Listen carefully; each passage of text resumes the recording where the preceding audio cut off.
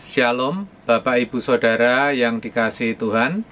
Senang sekali kita bisa kembali jumpa dalam program RYM.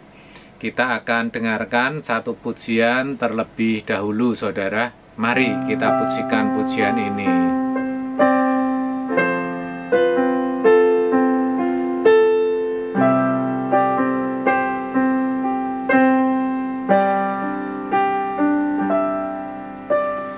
Bapa, dari ketinggian tahtamu, Kau selidiki setiap kalbu. Pada semua insan di bumi, Kau yang menguji. Bapa, aku sungguh merindukan menjadi anak kesukaan, seperti simfoni yang merdu di hadapan-Mu, Bapa.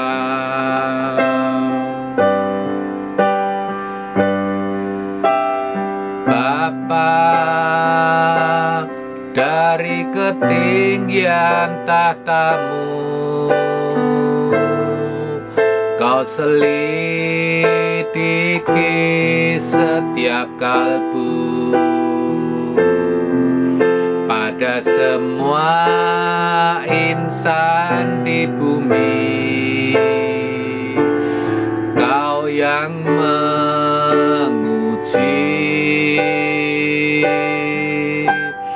Bapa, aku sungguh merindukan menjadi anak kesukaan, seperti simfoni yang merdu di hadapan-Mu.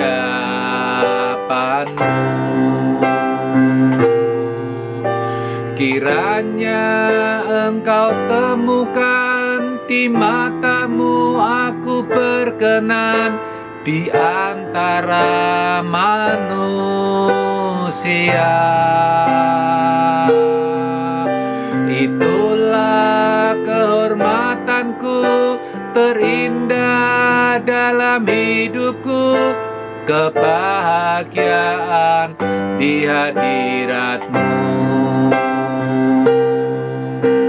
Kiranya Engkau temukan di mata-Mu aku berkenan di antara manusia. Itulah kehormatanku terindah dalam hidupku, kebahagiaan di hadirat-Mu. Kebahagiaan di hadirat-Mu. Kebahagiaan di hadirat-Mu.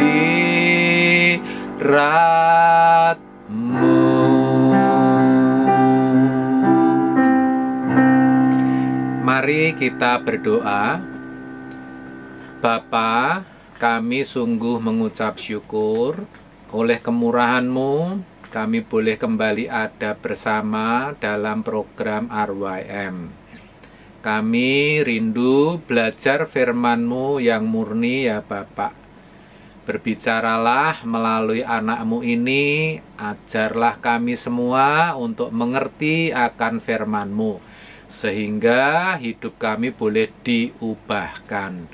Berkati dan tolong kami dengan hikmat-Mu ya Bapak. Urapilah kami semua. Berbicaralah, kami siap untuk menyambut firman-Mu hanya di dalam nama Yesus. Amin, amin, amin. Shalom, Bapak Ibu Saudara dimanapun saudara berada. Senang sekali kembali bisa jumpa dalam program RYM. Kita akan belajar bersama kebenaran firman Tuhan yang murni yang akan mengubah pola pikir kita. Bapak Ibu Saudara, harus kita akui dampak daripada pandemi COVID-19 itu sangat besar, Saudara. Dan itu juga mempengaruhi pandangan kebanyakan orang percaya tentang ibadah.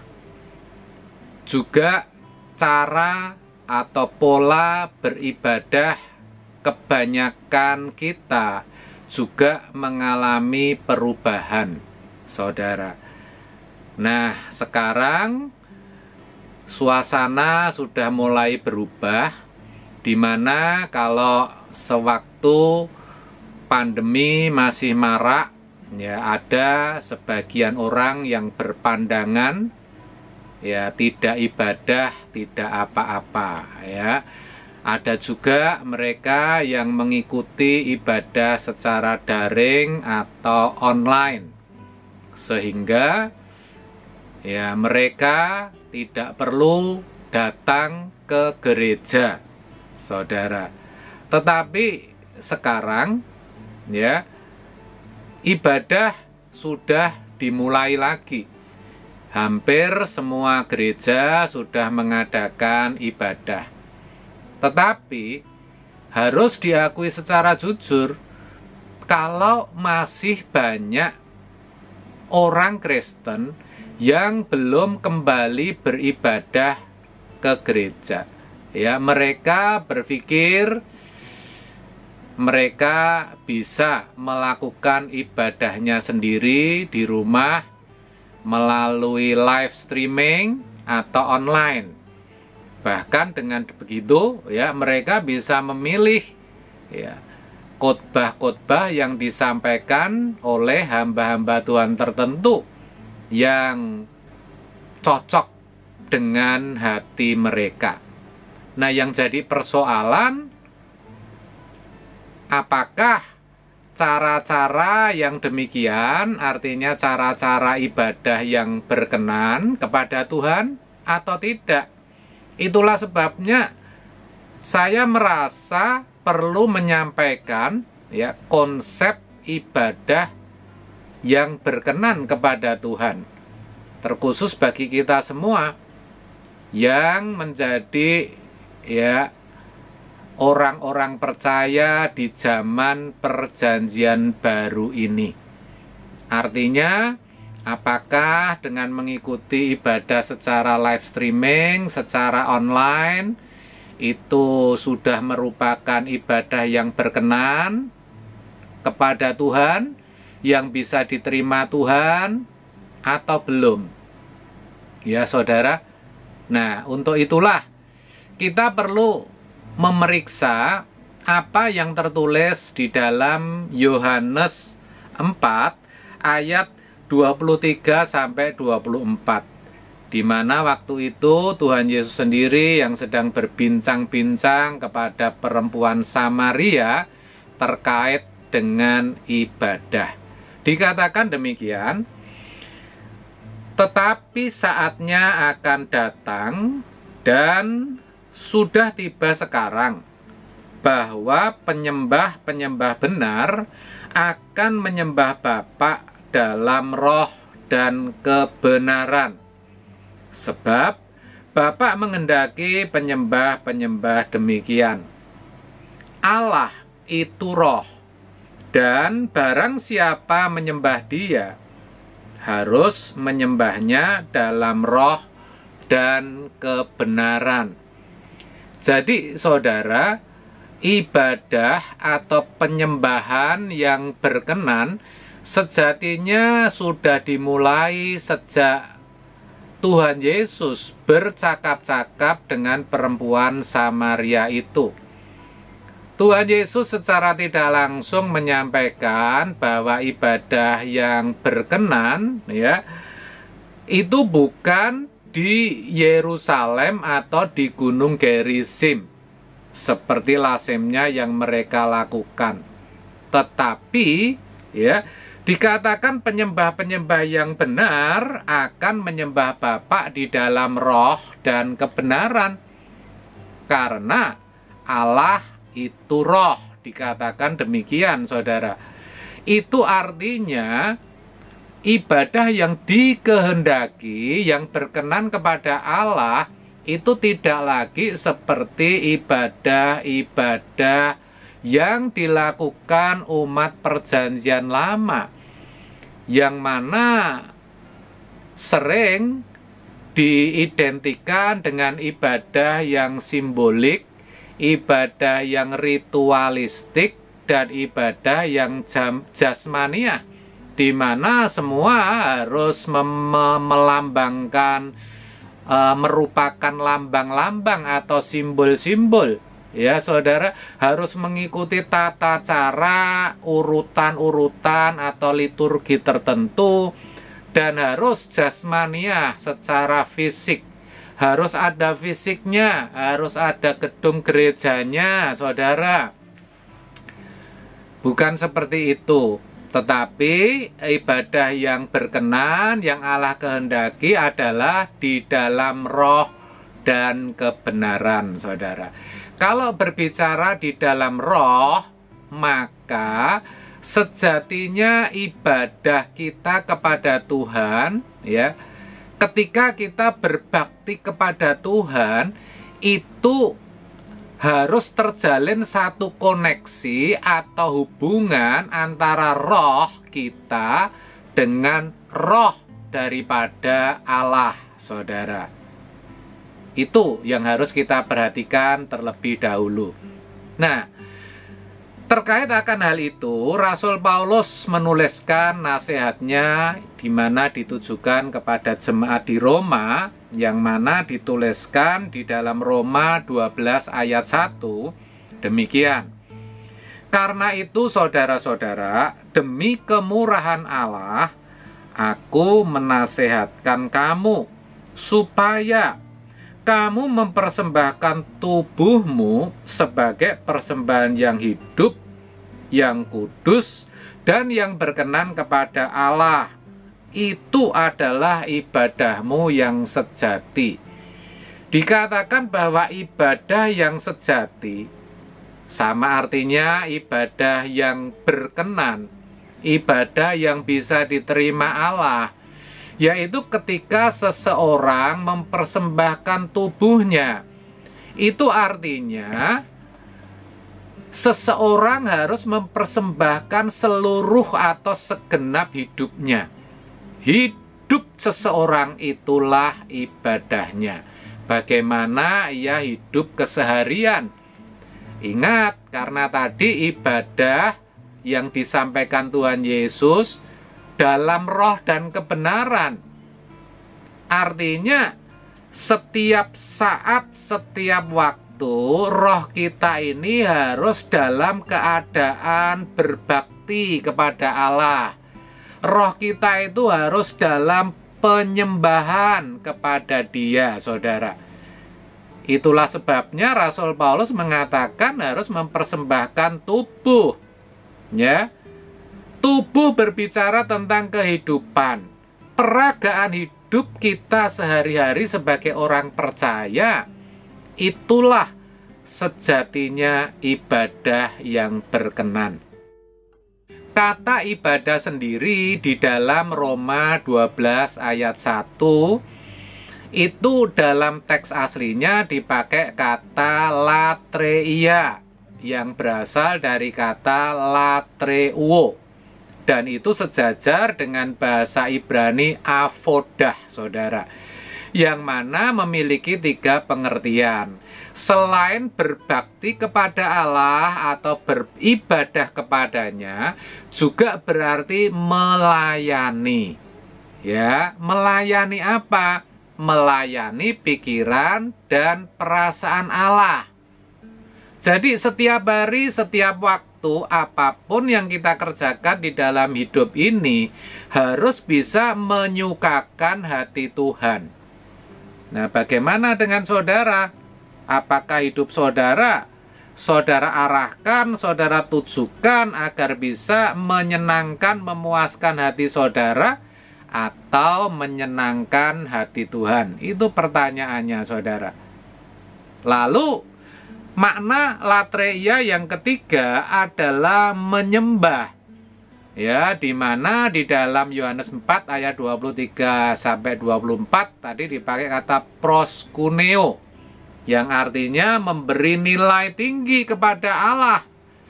Nah, menghormati Dia secara patut, saudara. Ya. Nah, tidak mudah untuk menghormati Allah secara patut, kecuali kita benar-benar mengenal siapa Allah itu. Kita benar-benar mengenal pribadinya, bahwa Allah itu adalah pribadi yang maha besar, maha agung, dahsyat, saudara. Ya, Dia adalah adil dan bijaksana. Dia kudus, Dia suci, Dia mulia. Dia tahu segalanya, maha tahu, saudara. Dan Dia juga bukan pribadi yang hanya murah hati, tetapi Dia adalah pribadi yang juga bisa murka. Pribadi yang memiliki kekerasan, ketegasan di dalam setiap keputusannya. Nah, kalau kita mengenal keberadaan atau hakikat Allah secara utuh seperti itu, maka kita akan bisa menghormati Dia. Kita bisa menyembah Dia secara natural, saudara, secara alami. Kita menyembah memang seharusnya kita menyembah, bukan karena ada motivasi atau tendensi maksud-maksud tertentu, bukan. Ya. Jadi seperti saya katakan tadi, yang namanya beribadah dalam konsep perjanjian baru yang diperkenalkan Tuhan Yesus itu tidak dibatasi oleh gedung gereja. Jadi yang namanya beribadah itu tidak hanya sekedar kita pergi ke gereja, menyanyi, berdoa, mendengarkan firman, memberikan persembahan, bukan, saudara. Tetapi menyangkut segenap kehidupan kita, mulai kita buka mata sampai dengan tutup mata. Ya, saudara, setiap hari sepanjang umur kita. Karena tadi saya katakan, namanya beribadah itu juga menyangkut yang namanya melayani pikiran perasaannya. Ya, bagaimana kita bisa menyukakan hati Tuhan. Kita juga menghormati Dia secara patut. Itulah sebabnya ya, kita harus memiliki kehidupan yang berkualitas, saudara. Hidup kita, hidup yang kita peragakan harus merupakan hidup yang berkenan kepada Allah. Itulah sebabnya di dalam Ibrani 12 ayat 28 dikatakan demikian. Jadi, karena kita menerima kerajaan yang tidak tergoncangkan, maksudnya kita semua sudah menerima anugerah keselamatan di dalam Kristus Yesus, ya. Marilah kita mengucap syukur dan beribadah kepada Allah menurut cara yang berkenan kepadanya dengan hormat dan takut. Di sini sangat jelas dikatakan bahwa ibadah yang sejati yang dimaksud di dalam Roma 12 ayat 1 tadi, ya, ibadah yang saya katakan ibadah yang bisa diterima Allah, itu ketika kita memperagakan hidup kita dengan cara yang berkenan. Tadi dikatakan, marilah kita mengucap syukur dan beribadah kepada Allah menurut cara yang berkenan. Artinya hidup kita ini harus bisa berkenan kepada Allah. Ya, setiap pertimbangan, keputusan, perkataan, perbuatan kita harus menyukakan hati Tuhan, harus untuk kepentingan Tuhan. Ya, di dalam segala sesuatu, baik itu dalam keadaan senang atau susah, sakit atau sehat, sedang ada masalah atau tidak, ya, kita harus senantiasa bisa mengucap syukur. Jadi yang mengucap syukur, yang namanya mengucap syukur, itu harus menjadi Christian lifestyle, gaya hidup Kristen, gaya hidup saudara dan saya, saudara. Apapun yang terjadi, apapun yang kita alami, kita harus senantiasa bisa mengucap syukur. Ya, tadi dikatakan, marilah kita mengucap syukur dan beribadah kepada Allah dengan cara-cara yang berkenan, yaitu dengan hormat dan takut akan Dia. Ya, hormat tadi sudah saya jelaskan. Kita bisa menghormati Allah, yaitu ketika kita mengenal pribadinya secara utuh. Kita mengenal siapa Dia, ya, yang begitu besar, yang begitu dahsyat, ya. Juga dengan rasa takut. Takut dalam pengertian ketika kita datang kepada Tuhan, ketika kita beribadah, ketika kita hidup sehari-hari, kita harus betul-betul bersih. Kita harus hidup dalam kekudusan Allah, saudara. Kita harus hidup sesuai dengan kehendak Allah, sesuai dengan pikiran dan perasaan Allah. Itulah hidup kudus. Itulah cara kita, ya, beribadah dengan rasa takut, saudara. Nah, yang jadi persoalan untuk kita senantiasa mengucap syukur dan beribadah, ya, dengan cara yang berkenan, yaitu dengan hormat dan rasa takut tadi, itu tidak bisa kita miliki seketika. Itu tidak bisa instan, saudara. Ya, itulah sebabnya maka, ya, sekarang kita tahu kenapa kalau saat ini banyak gereja sudah membuka kembali jam-jam ibadah, maka kalau kita mengerti konsep ibadah yang benar, kita pasti akan datang ke gereja, saudara. Kita akan beribadah di sana. Nah, saudara mungkin bertanya, loh Pak, tadi katanya ibadah bagi umat perjanjian baru tidak dibatasi dengan ruangan, Pak. Ya, bukankah kita bisa online di rumah? Nah, bagaimana Pak? Nah, saudara perhatikan, kalau kita ingat, ya saudara, jemaat mula-mula pun, yang mana dipimpin oleh para rasul, dia juga mengadakan persekutuan-persekutuan, saudara, secara rutin. Ya, mereka berkumpul bersama di dalam persekutuan dan pengajaran para rasul. Dikatakan di dalam Kisah Para Rasul 2, saudara. Nah, kenapa seperti itu? Bukankah kita juga bisa belajar di rumah? Belajar firman Tuhan di rumah. Kita bisa beribadah mengikuti live streaming atau online, saudara. Nah, ini yang perlu saudara tahu, ya saudara, bahwa ketika kita berada di rumah, kita beribadah secara live streaming, itu seringkali banyak gangguannya. Dan bahkan kalau kita mau jujur, seringkali kita tidak disiplin, ya, baik di dalam etika, ya, kita duduk seenaknya, kita sambil makan, ya. Bagaimana kita bisa beribadah? Bagaimana kita bisa berbakti kepada Tuhan dengan hormat? Dia itu besar. Saudara berada di hadapan pejabat tinggi aja nggak berani sembarangan duduk, nggak berani sambil makan, saudara. Saudara fokus, apalagi ini menghadap Allah yang maha besar, saudara.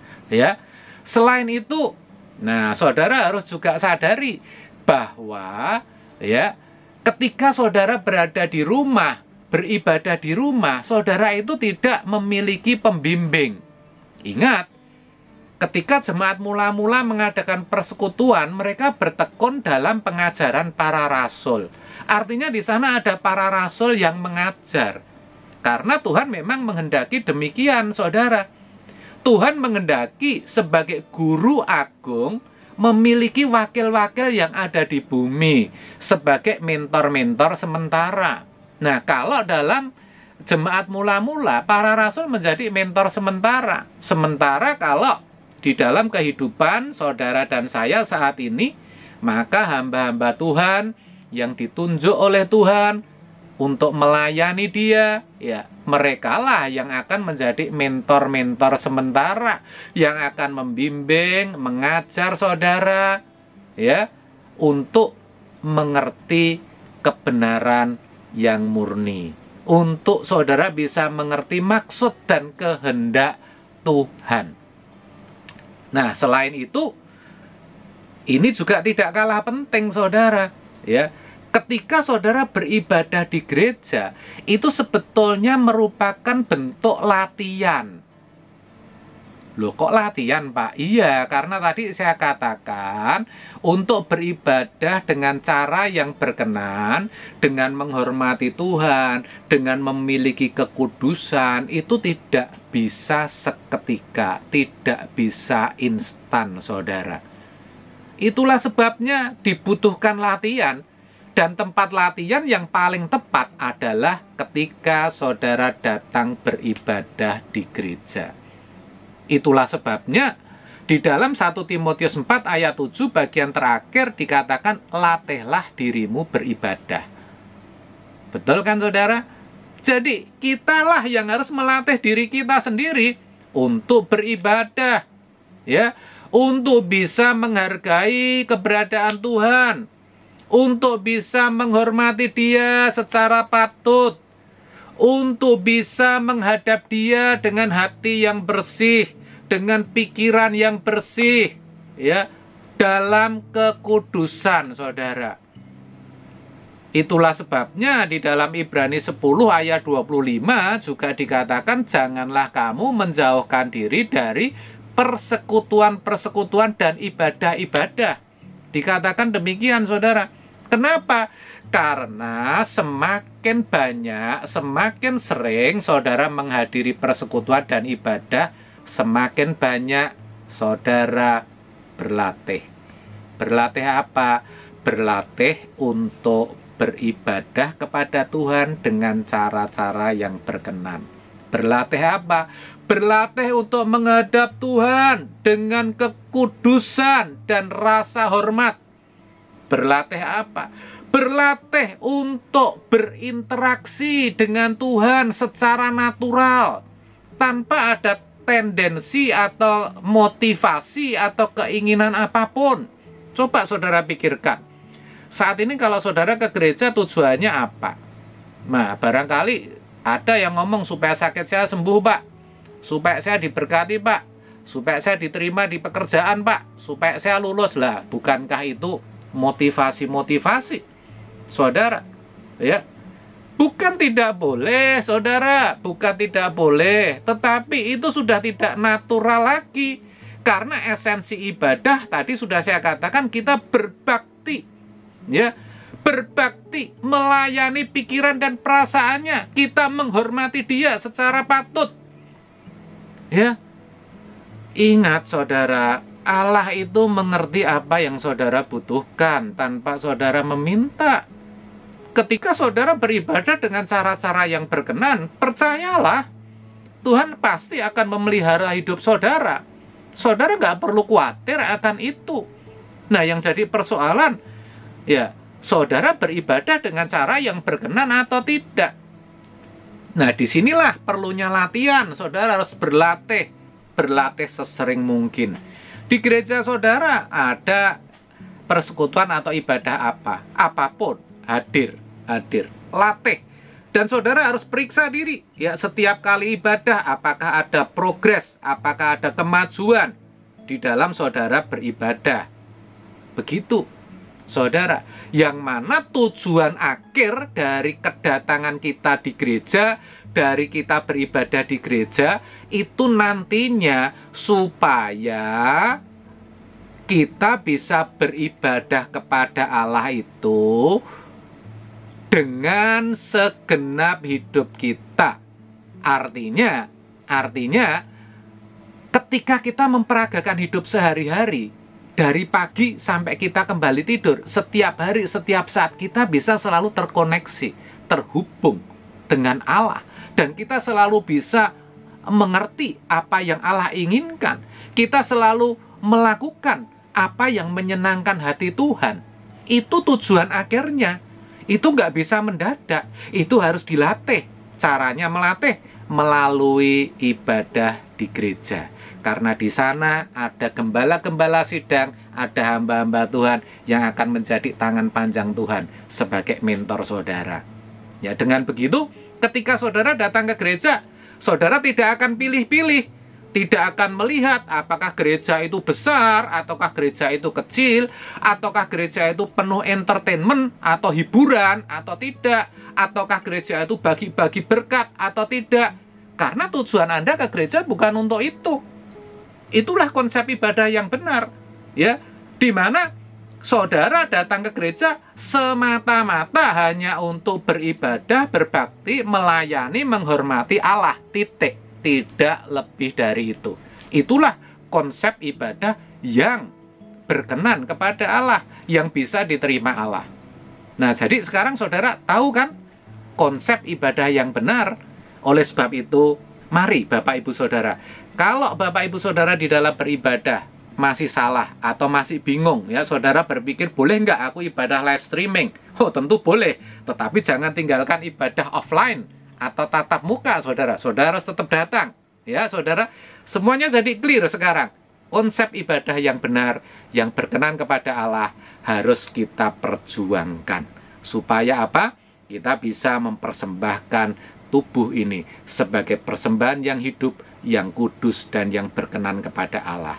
Karena itulah ibadah yang sejati. Amin. Tuhan Yesus memberkati. Mari kita berdoa.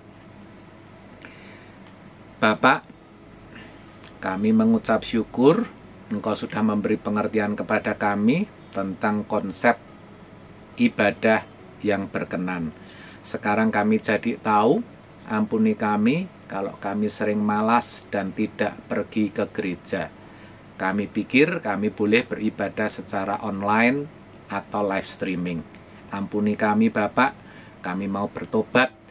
Kiranya Engkau sendiri yang menolong kami, sehingga kami boleh kembali mempersembahkan hidup kami sebagai ibadah yang sejati. Kami mau Tuhan, setiap hari, setiap jam, setiap menit, setiap saat kami berkenan kepadamu. Tolonglah kami. Kami percaya, ketika kami sungguh-sungguh, Roh Kudus Engkau akan memberikan kami kesanggupan. Dan sebentar, jika kami acara atau program ini berakhir, kami akan melanjutkan aktivitas kami masing-masing ya Bapak. Kami percaya Engkau ada bersama-sama kami, Engkau menyertai, Engkau memberkati kami semua. Di dalam nama Yesus. Amin, amin, amin. Terima kasih atas kebersamaan kita kali ini, Bapak Ibu Saudara. Selamat melanjutkan aktivitas. Tuhan Yesus memberkati. Salam RWM dan sampai jumpa.